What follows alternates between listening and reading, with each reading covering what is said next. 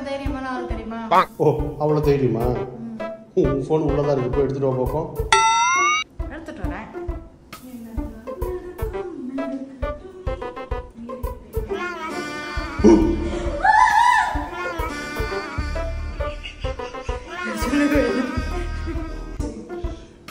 இப்போதான் தைரியமான ஆளுன்னா உண்மையிலேயே பைத்திட்டியா? ரீலுக்கு கூட நீ தைரியமான ஆள் கிடையாதா?